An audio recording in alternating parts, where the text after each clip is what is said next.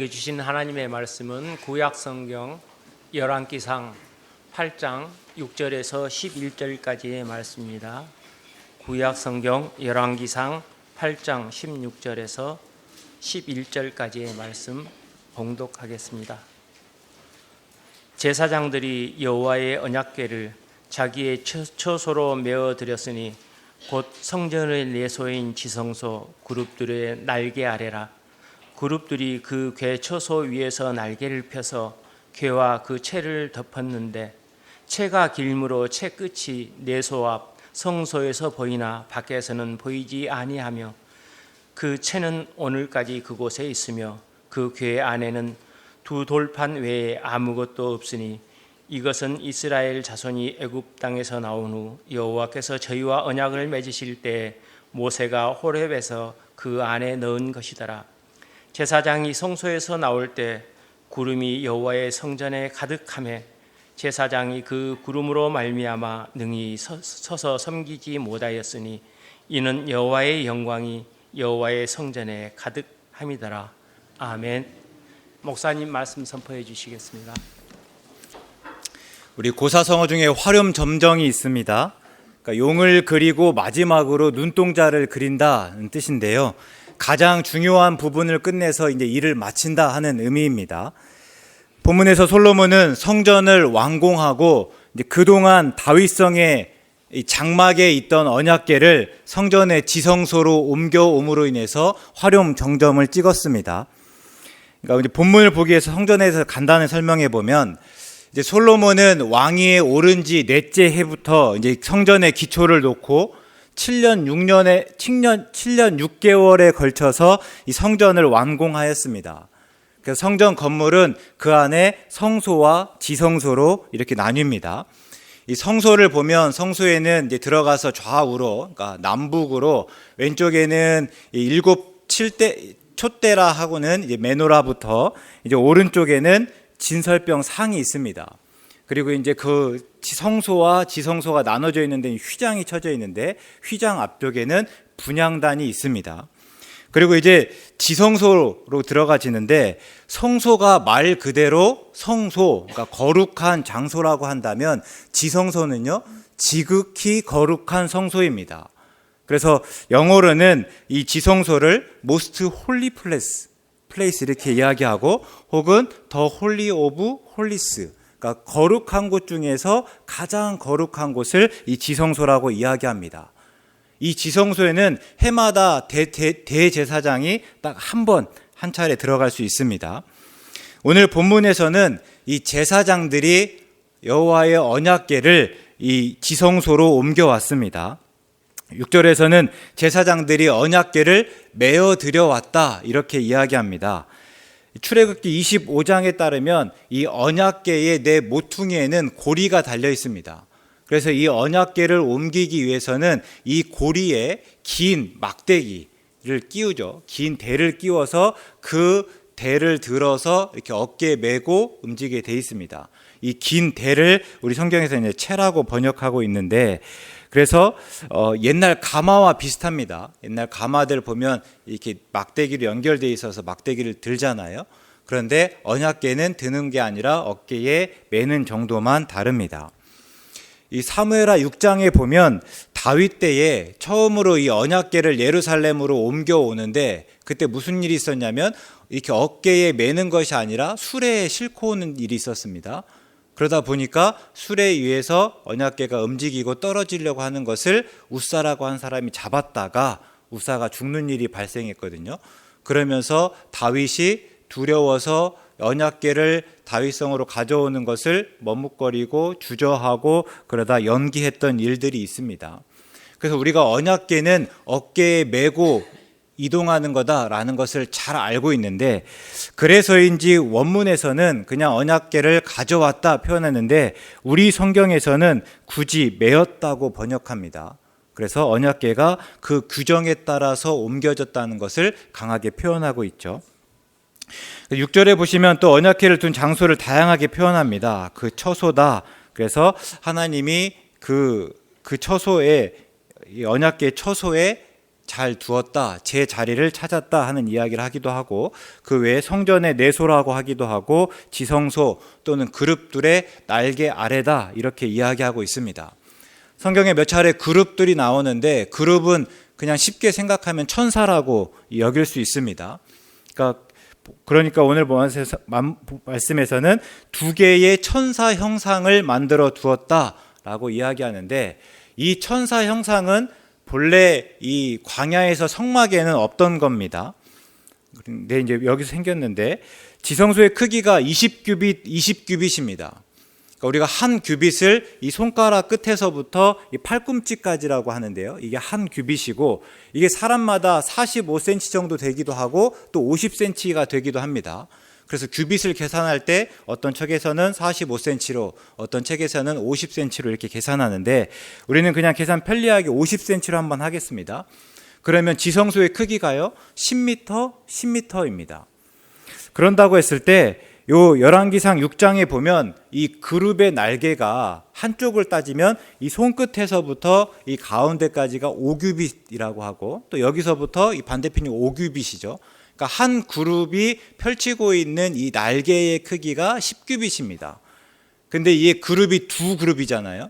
그러니까 두 천사가 있는 셈인데, 그러니까 이 두 천사가 이렇게 날개를 펼치고 있다고 하면 이게 10규빗해서 이 지성소를 꽉 채우고 있는 거죠. 그래서 이쪽 끝이 지성소 벽에 닿고, 가운데는 천사들의, 그러니까 그룹들의 이 날개가 닿고, 또 맨 마지막에는 또 이쪽 벽에 닿는 형식입니다. 그리고 이 두 천사가의 날개가 닿는 그 아래에 이 언약궤를 두었다 이야기하고 있습니다.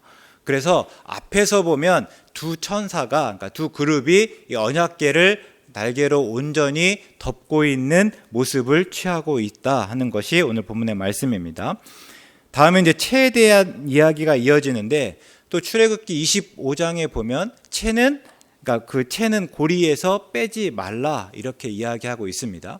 그러니까 채가 그 안에 있다라는 것은 규정을 따랐다 하는 의미입니다. 근데 여기까지는 우리가 그냥 용의 그림이지 눈동자는 아닙니다. 그럼 눈동자는 그 다음에 나오는 언약궤와 그 안에 들어있는 두 돌판입니다.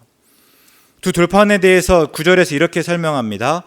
이것은 이스라엘 자손이 애굽 땅에서 나온 후 여호와께서 저희와 언약을 맺으실 때에 모세가 호렙에서 그 안에 넣은 것이더라 이렇게 이야기합니다.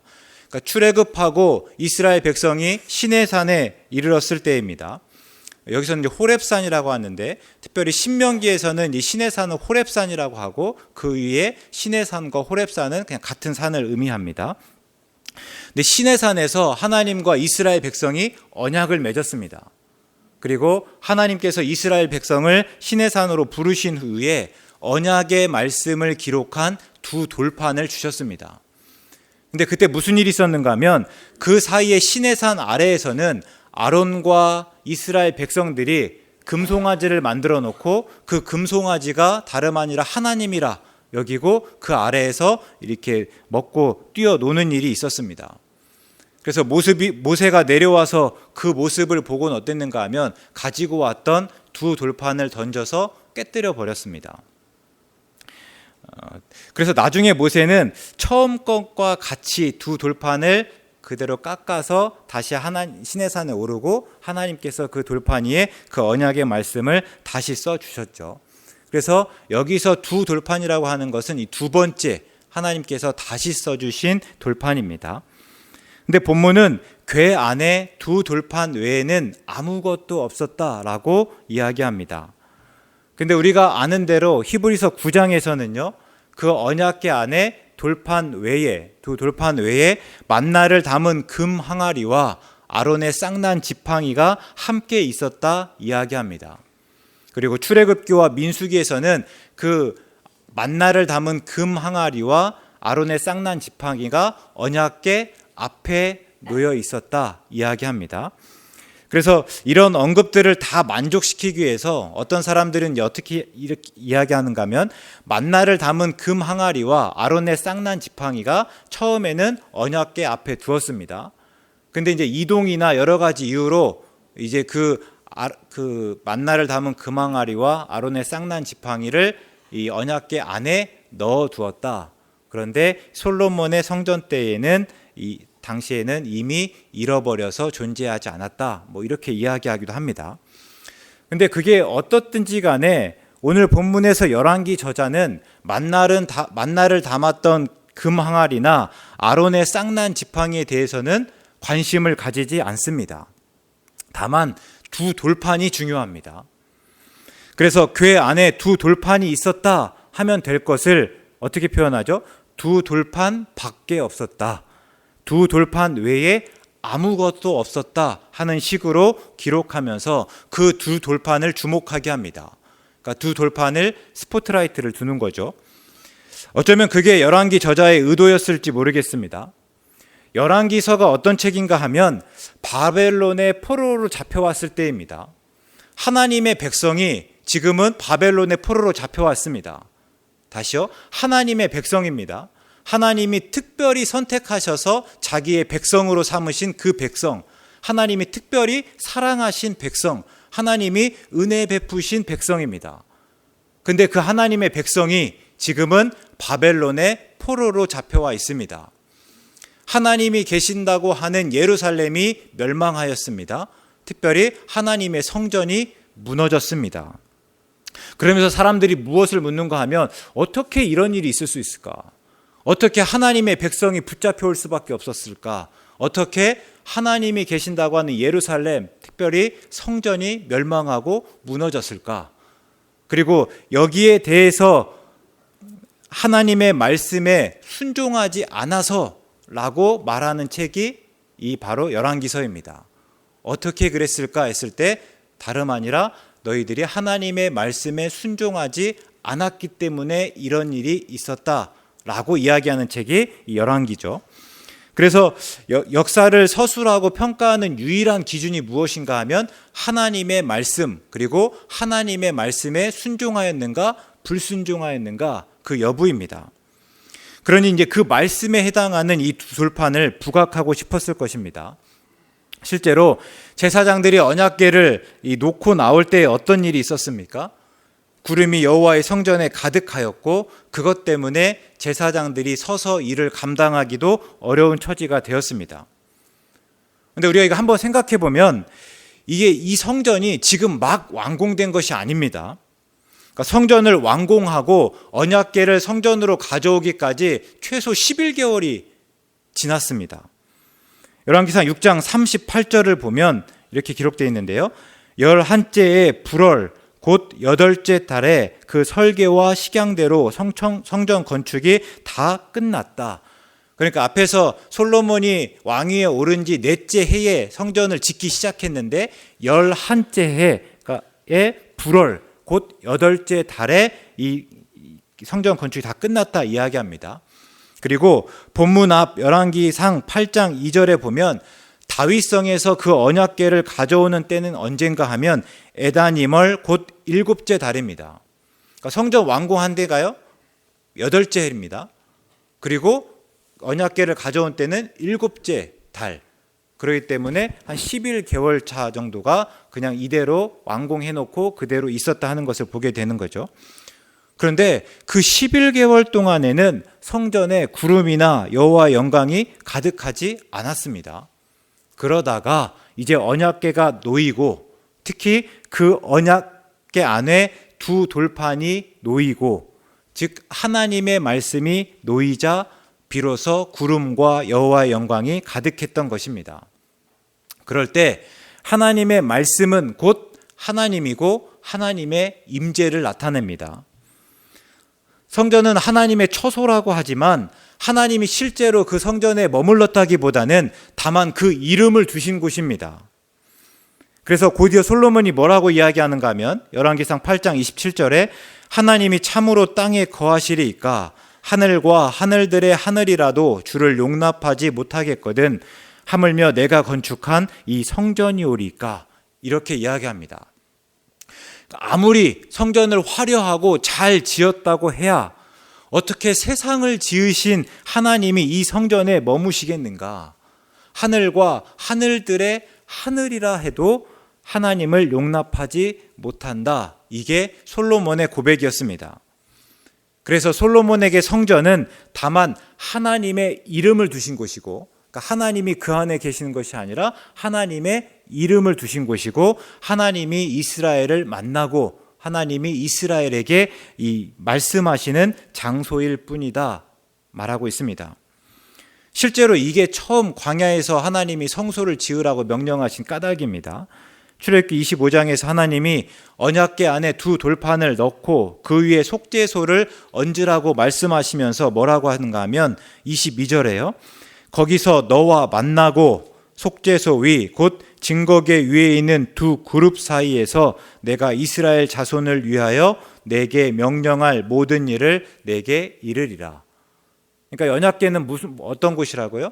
하나님이 만나시고 말씀하시는 곳이다 하는 거죠. 결국 두 돌판은 뭐예요? 하나님의 말씀이고, 두 돌판이 놓인 곳은 곧 하나님의 임재를 나타냅니다. 이게 열왕기 저자가 강조하는 바입니다. 이렇게 하나님의 말씀이 곧 하나님의 임재다 하는 것을 분명히 보여주는 책이 있는데 그게 바로 아모스입니다. 하나님이 범죄한 이스라엘을 심판하시면서 그들에게, 그러니까 이스라엘 백성에게 그 땅에 기근을 보내시겠다 말씀하십니다. 그런데 그 기근이 무엇인가 하면 양식이 없어서 줄이는 게 아닙니다. 그러니까 물이 없어서 목마른 것이 아닙니다. 다름 아니라 하나님의 말씀을 듣지 못해서입니다. 아모스가 선포하는 기근은 무엇인가 하면 하나님의 말씀을 듣지 못하는 기근이죠. 그래서 아모스서 8장 11절의 말씀입니다. 주 여호와의 말씀이니라. 보라, 날이 이를지라 내가 기근을 땅에 보내리니 양식이 없어 주림이 아니며 물이 없어 가람이 아니요 여호와의 말씀을 듣지 못한 기갈이라. 아멘. 하나님의 말씀을 듣지 못하는 기갈이라 하는 것은 하나님의 임재가 없다 하는 것입니다. 하나님이 그들을 떠났다는 것입니다. 그래서 하나님이 더 이상 이스라엘을 긍휼히 여기지 아니하시고, 하나님이 그들을 보호하지 않으시고, 하나님이 그들에게 은혜를 베풀지 않으신다. 이 심판의 말씀이 앞서 읽었던 말씀이죠. 이렇게 하나님의 말씀이 곧 하나님이고 하나님의 임재라고 할 때 이제는 우리가 우리에게 묻지 않을 수 없습니다. 오늘 우리는 하나님을 찾고 구합니다. 그렇죠? 우리가 날마다 하나님을 찾고 구하지 않습니까? 그러면 그래서 우리가 얼마나 하나님의 말씀을 중요하게 여깁니까? 하나님을 찾고 구한다는 것은 그 하나님과 함께 한다는 것은 다름 아니라 하나님의 말씀이 있다는 건데요. 우리가 오늘 하나님의 말씀을, 하나님을 찾고 구하면서 그 말씀을 얼마나 중요하게 여기는가 하는 것입니다. 얼마나 하나님의 말씀을 읽으십니까? 얼마나 하나님의 말씀을 듣고 또 배우고 있으십니까? 하나님의 말씀이 우리 삶의 유일한 기준입니까? 열왕기 저자가 그랬던 것처럼 열왕기 저자가 두 돌판을 내세우면서 이것이 이스라엘 역사를 평가하는 그 기준이었던 것처럼 오늘 우리에게 하나님의 말씀이 유일한 삶의 기준이 되고 있습니까? 하나님의 말씀이 우리 삶의 나침반과 같은 역할을 하고 있습니까? 우리가 흔히 계시라는 말을 쓰는데 계시의 1차적인 의미는 무엇인가 하면 예수님 안에서, 그러니까 예수 그리스도 안에서 나타난 하나님의 뜻과 하나님의 행위입니다. 그러니까 예수님의 삶과 예수님의 죽음과 부활을 통해서 하나님이 어떤 분인지, 하나님이 우리를 얼마나 사랑하시는지, 또 하나님의 목적이 무엇인지가 분명히 나타난 것입니다. 그럼 우리가 이 계시를 어떻게 압니까? 물론 예수님을 통해서입니다. 요한복음에서 예수님은 말씀이십니다. 그래서 요한복음 1장 1절인데요. 태초에 말씀이 계시니라. 이 말씀이 하나님과 함께 계셨으니 이 말씀은 곧 하나님이시라. 그리고 14절에서 그 말씀이 육신이 되어 우리 가운데 거하셨습니다. 그리고 우리가 그 영광을 보니 아버지의 독생자의 영광이요 은혜와 진리가 충만하더라 하는 말씀입니다. 그러니까 하나님의 예수님은요 말씀이셨습니다. 세상을 창조하실 때부터 계셨던 말씀인데 그 말씀이 육신을 입고 우리와 같은 모습이 되었습니다. 그리고 그렇게 나타난 예수님을 보니까 하나님 아버지의 독생자의 영광이다. 우리와 같이 나타나신 예수님을 통해서 그 영광을 보게 되었다 하는 거죠. 그게 계시입니다. 근데 문제는 오늘 우리는요, 그 예수님, 그러니까 말씀이 되어서 우리 가운데 거하시는 예수님을 볼 수도 없고 만질 수도 없습니다. 다시요. 예수님 당시의 사람들이야 예수님을 통해서 하나님의 뜻이 보였고 하나님의 영광을 볼 수 있게 되었는데, 이제 우리는 예수님을 볼 수도 없고 만질 수도 없지 않습니까? 그러면 어떻게 예수님을 통해서 드러난 하나님 그리고 하나님의 뜻을 알 수 있습니까? 네, 하나님의 말씀을 통해서입니다. 우리는 비록 예수님을 볼 수 없고 예수님을 만질 수 없지만 그 하나님의 말씀을 통해서 예수님을 만날 수 있고, 그 하나님의 말씀을 통해서 하나님이 우리와 함께 하신다는 것을 깨닫고 또 경험할 수 있습니다. 그래서 우리가 영성이라고 말할 때 있는데, 영성이라는 게 다른 게 아닙니다.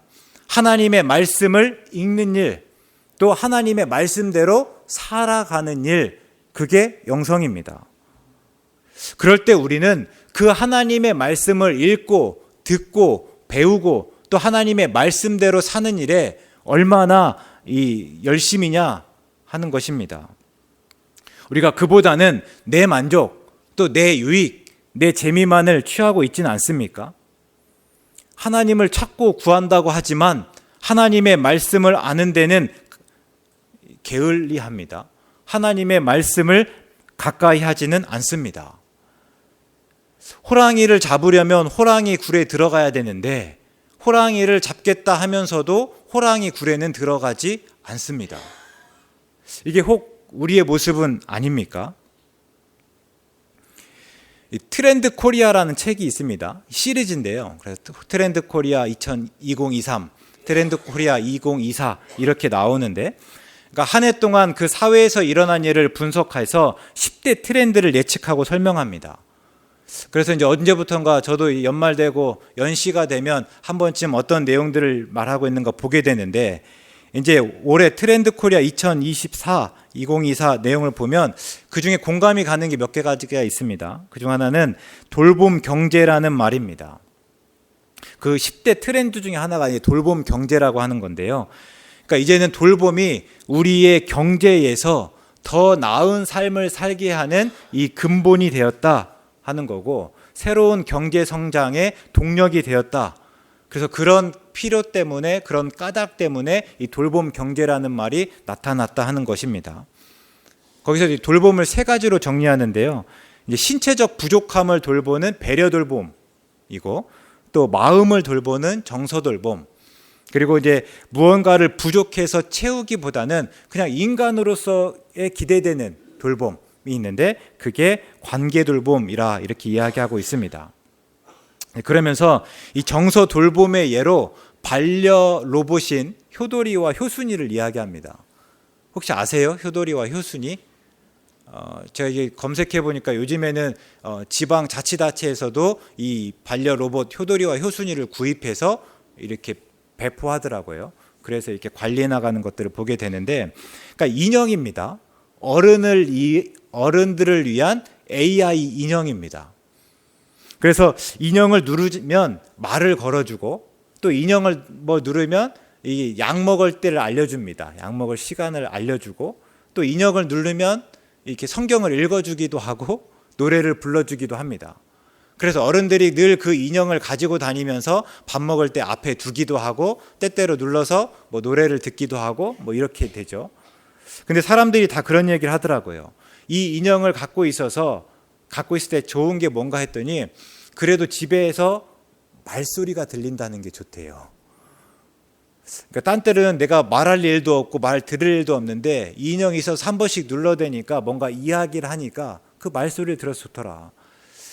이 이야기를 들으면서 어쩐지 좀 씁쓸한 생각들을 하게 됐는데, 제 개인적으로 이 돌봄에 관심이 많습니다. 개인적이라기보다는 목사라기 때문인데요. 저는 교회가 세상에 대안을 제시하는 대안 공동체여야 된다고 생각합니다. 특히 이런 개인주의 사회에서 교회에서 돌봄이 가장 활발하게 일어나야 된다라고 믿고 있죠.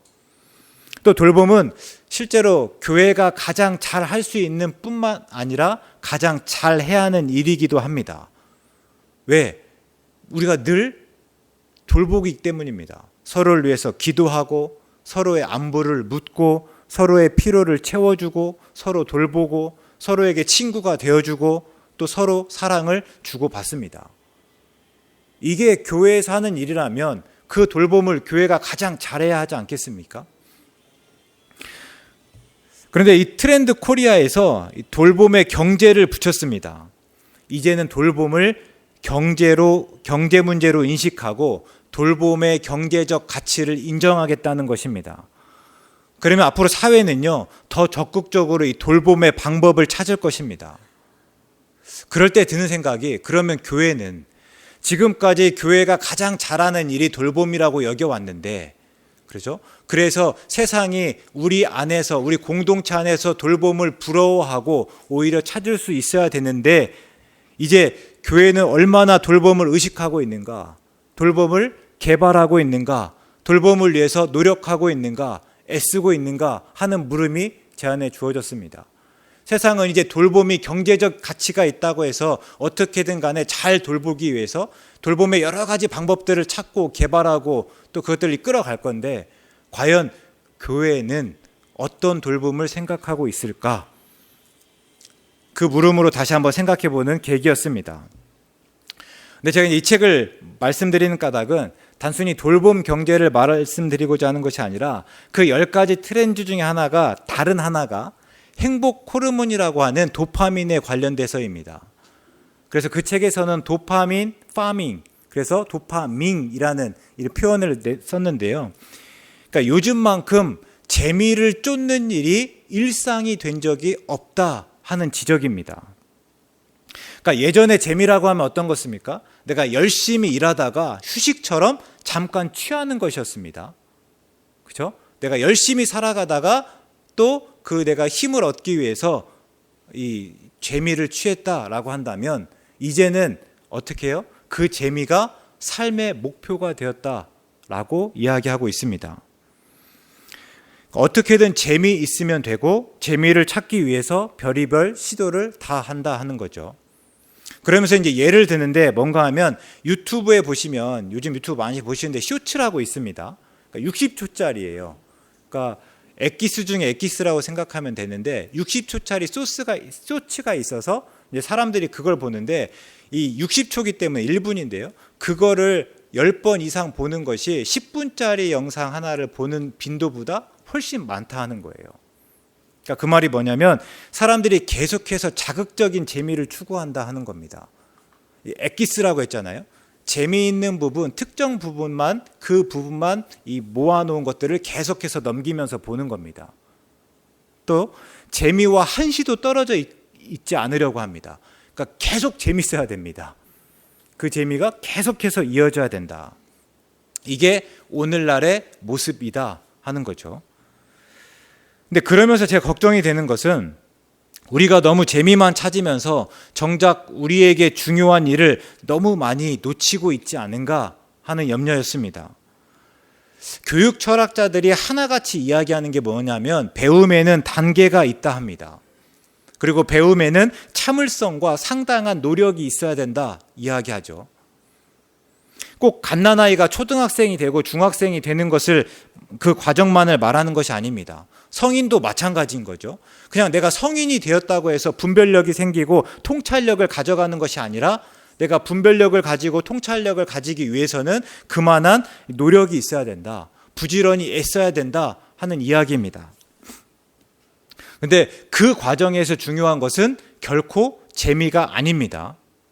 그런데 이제는 다만 재미있으면 그만이고 재미가 없으면 그게 무엇이든지 간에 무의미하고 무가치한 일처럼 여겨지기까지 한다 하는 지적이죠.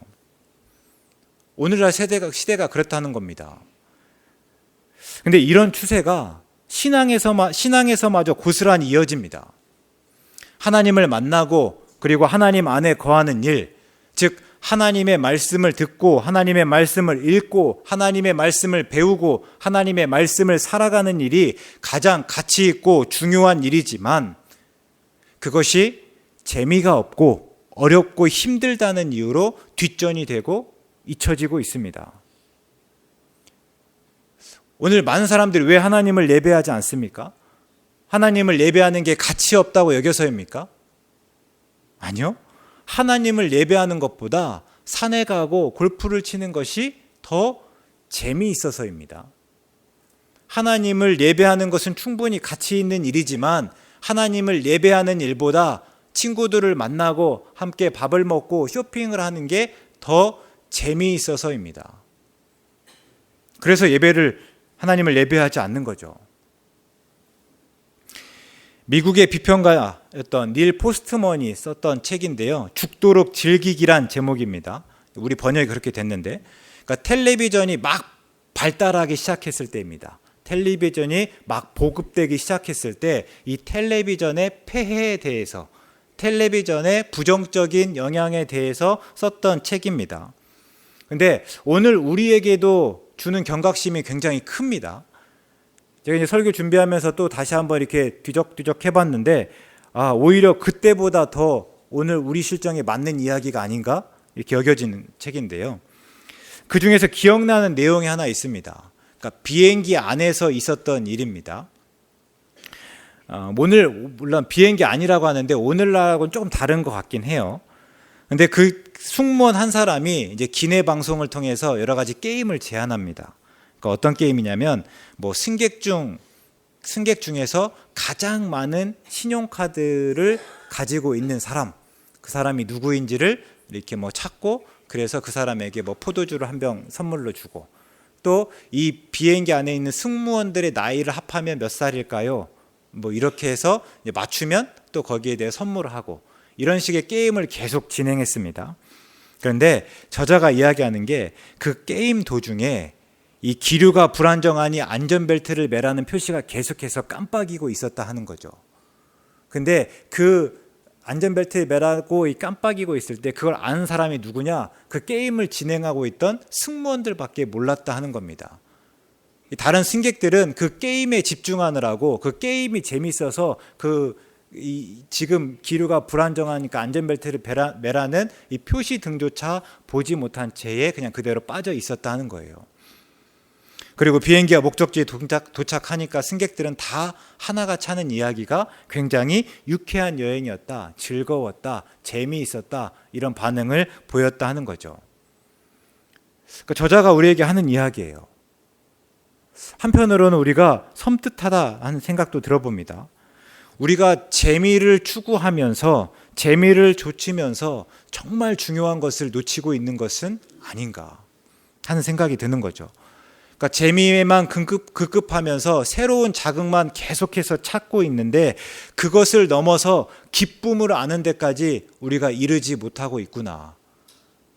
그 재미가 아니라 재미를 넘어서면요, 그렇죠?